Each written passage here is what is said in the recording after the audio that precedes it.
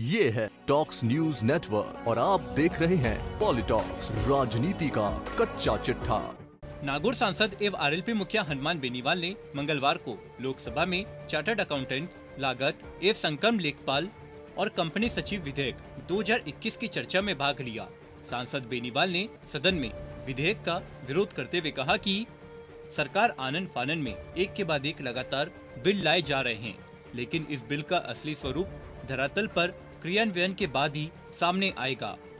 वहीं सांसद बेनीवाल ने अनुशासन बोर्ड में राजनीतिक जनप्रतिनिधि या सांसदों को सदस्य के रूप में सम्मिलित करने का सुझाव दिया। तो वहीं बेनीवाल ने देश के कई बैंक घोटालों का जिक्र भी सदन में किया। आपको बता दें, लोकसभा में मंगलवार को चार्टर्ड अकाउंटेंट लागत और संक्रम लेखपाल और कंपनी सचिव विधेयक 2021 पर चर्चा हुई। इस चर्चा में भाग लेते हुए नागौर सांसद एवं आरएलपी मुखिया हनुमान बेनीवाल ने इस विधेयक का जमकर विरोध किया।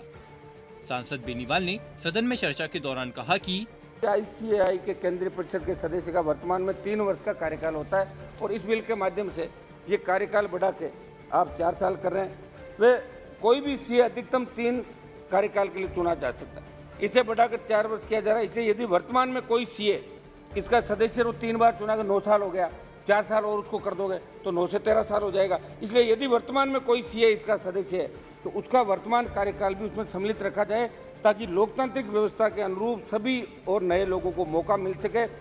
वहीं सांसद बेनीवाल ने सदन में चर्चा के दौरान अनुसंधान बोर्ड में राजनीतिक जनप्रतिनिधि या सांसदों को सदस्य के रूप में सम्मिलित करने का सुझाव दिया।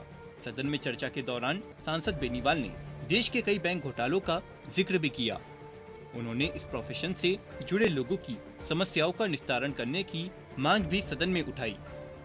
सांसद बेनीवाल ने रिजर्व बैंक के बैंक ब्रांच ऑडिट से संबंधित 2 सर्कुलरों की तरफ वित्त मंत्री का ध्यान आकर्षित करते हुए कहा कि पुराने प्रावधानों के अनुसार राष्ट्रीयकृत बैंक के अपनी 20 करोड़ से अधिक के एडवांसेज वाली शाखाओं की 100% 20 करोड़ से कम एडवांसेज वाली शाखाओं में 1/5 शाखाओं की audit rotation wise chartered accountant द्वारा करवाई जाती थी।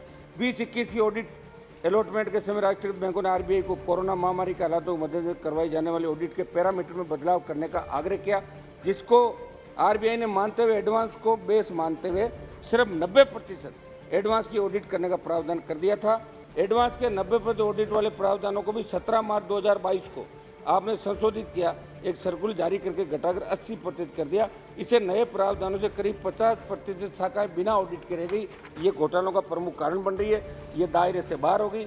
इस प्रकार के निर्णय जो न तो देश के बैंकिंग में नई वित्तीय स्वास्थ्य के अनुकूल है। सांसद बेनीवाल ने आगे कहा कि क्योंकि आज रोज बैंक घोटाले सामने आ रहे हैं, रोज बैंक लाइसेंस वित्तीय अनियमितताओं के कारण रद्द किए जा रहे हैं। मैं जमा करता हूँ कि खून पसीने की गाड़ी कमाई तो बुढ़ापे का सारा बैंकों में डूबने का आसार बनते जा रहे हैं। इसलिए मेरा आग्रह है कि कोरोना महामारी से पूर्व के प्रावधानों के अनुसार ऑडिट सिस्टम को रिस्टोर करवाने का भी आप आदेश कराएं। पॉलिटॉक्स ब्यूरो, दिल्ली। ये है टॉक्स न्यूज नेटवर्क और आप देख रहे हैं पॉलिटॉक्स, राजनीति का कच्चा चिट्ठा।